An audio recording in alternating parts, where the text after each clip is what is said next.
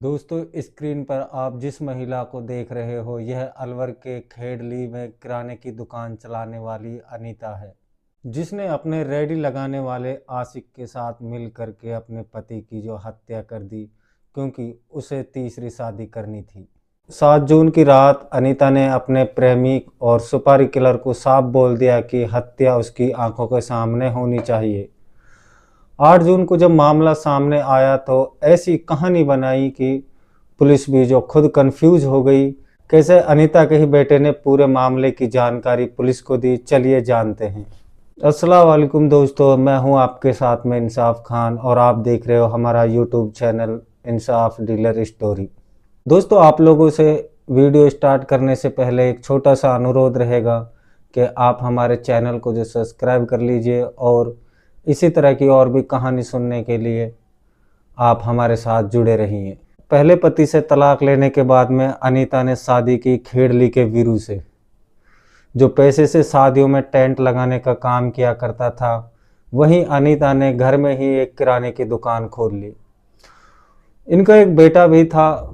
सब ठीक ठाक चल रहा था। तभी एक रोज पड़ोस में कचौड़ी की रेडी लगाने वाले शख्स अनीता के किराने की दुकान पर आता है और शुरुआती दौर में सिर्फ नज़रें मिलती हैं, लेकिन कुछ दिन बाद नंबर एक्सचेंज हो जाते हैं।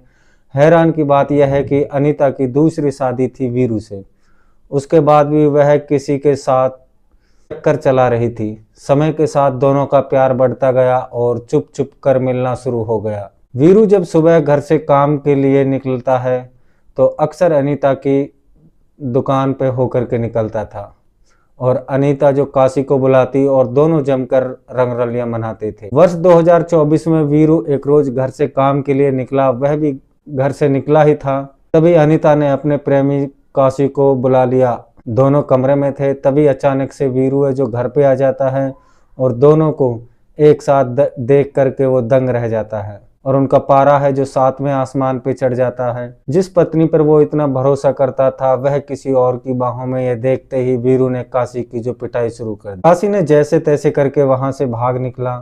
तब तक आवाज सुनकर आसपास के रहने वाले लोग इकट्ठा हो जाते हैं और जाहिर है सबको पता चल गया था कि अनीता का किसी और के साथ में जो अफेयर चल रहा है या फिर वह किसी के साथ अभी पकड़ी गई है। घर पर थोड़ा झगड़ा हुआ था, लेकिन समय के साथ बात दब गई। लेकिन कुछ महीने बाद अनीता फिर से काशी के संपर्क में आ जाती है और दोनों दिन पे दिन बातें करने लग जाते हैं। यहाँ तक कि फिर से मुलाकात है जो मिलना जुलना शुरू हो जाता है।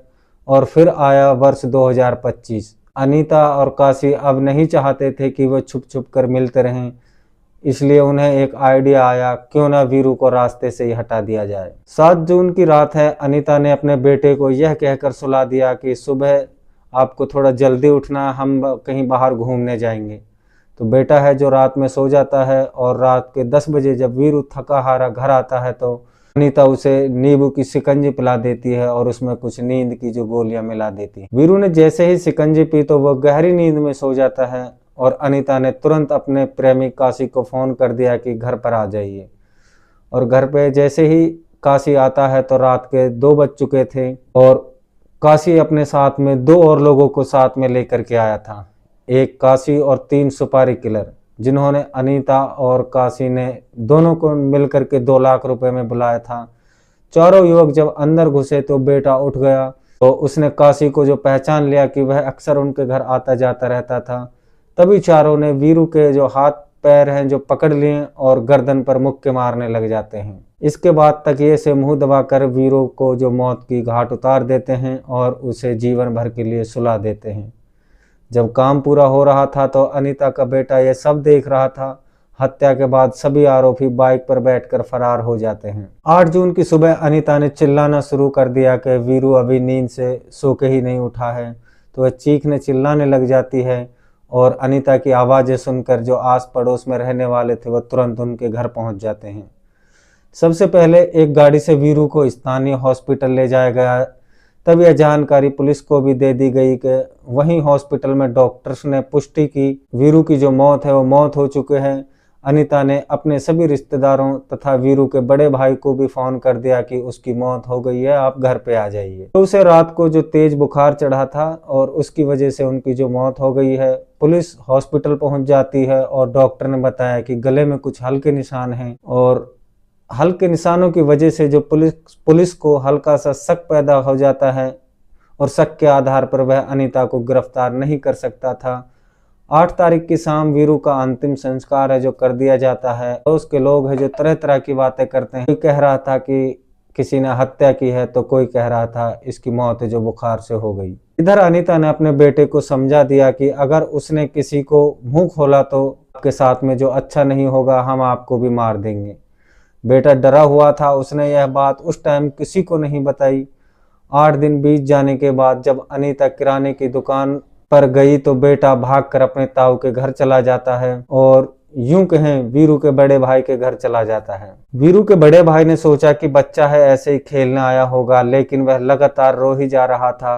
तो उसके ताऊ ने उनसे पूछ लिया कि बेटा आप क्यों रो रहे हो, और उससे रोने की वजह जानने लग जाता है। तो जैसे ही वो बच्चा अपना मुंह खोलता है तो वीरू के बड़े भाई के पैरों तले से जमीन खिसक जाती है और बेटे के मुताबिक रात को मैं सोने ही वाला था, तभी दरवाजे की आवाज सुनाई दी। मम्मी ने गेट खोला, बाहर से काशी अंकल और 4 लोग आए थे और पापा को पकड़कर मारने लगे। काशी अंकल ने तकिए से पापा का जो मुंह दबाया और मैं डर गया था और चुपचाप रह गया था। यह बेटे के बयान है। वीरू के बड़े भाई तुरंत बेटे को लेकर के पुलिस स्टेशन पहुंच जाता है और उसका जो बयान दर्ज करवा देता है। इसके बाद पुलिस ने किराने की दुकान से अनीता को जो गिरफ्तार कर लिया। शुरुआत में जो अनीता है वो आनाकानी करती है कि मैंने नहीं किया है, पुलिस को इधर उधर घुमाती है और मानने को तैयार नहीं होती है क्योंकि उसने ही हत्या की है। लेकिन जब सख्ती से पूछताछ की गई तो उसने सच उगल दिया और अनीता ने कबूल कर लिया कि उसने ही अपने दूसरे पति की जो हत्या करवाई है प्रेमी काशी और 3 सुपारी किलर के साथ में, और हत्या उसके आंखों के सामने की गई थी। इधर अलवर पुलिस ने नंबर ट्रैक करके काशी और एक अन्य शख्स को जो गिरफ्तार कर लिया है, जबकि 3 सुपारी किलर अब भी पुलिस की गिरफ्त से बाहर हैं। पुलिस ने लगातार छापेमारी कर रही है पर उनका फिलहाल कोई सुराग नहीं लगा है। समाज में लगातार ऐसी घटनाएं सामने आ रही हैं जिसमें लगातार पत्नियां अपने पतियों को मौत के घाट उतार रही हैं, उनकी हत्याएं कर रही हैं। क्या हत्या ही समाधान है प्यार पाने का? अगर वीरू के साथ नहीं रहना था तो उसे छोड़ देती या प्रेमी काशी के साथ में भाग जाती, किसी दूसरे शहर में रह सकती थी। लेकिन अनीता ने इन सब की बजाय उस ठिकाना लगाना ही उचित समझा। वहीं पुलिस ने किराने की दुकान पर ताला लगा दिया है और काशी की जो कचौड़ी की रेहड़ी है उसको थाने में खड़ा कर लिया है। देखने वाली बात अब यह है क्या इन पर पुलिस जो सख्त कार्रवाई करेगी। हत्या तो अनीता ने करवाई है पर उसमें उसका इतना अहम रोल नहीं है। वो जो 2-3 साल के बाद में जेल से बाहर आ जाएंगी और अगर हमारा जो कानून है इन चीज़ों पर शिकंजा कसे, जो भी हत्या में शामिल थे सबको अगर कठोर सजा दे तो आगे से ऐसा करने के लिए किसी के पास हिम्मत नहीं होगी और किसी का घर उजड़ने से बच सकता है। आप लोगों की क्या राय है दोस्तों, एक बार हमें कमेंट करके ज़रूर बताना है और इस तरह की जो घटनाएं हैं उन पे अंकुश लगाना है। दोस्तों इस कहानी के माध्यम से हमारा किसी का दिल दुखाने का बिल्कुल भी संदेश नहीं है दोस्तों, सिर्फ हम इस उद्देश्य से इन कहानियों को बताते हैं कि जो हमारा समाज है वो जागरूक हो जाए। और ये कहानी एक सच्ची घटना पर आधारित है।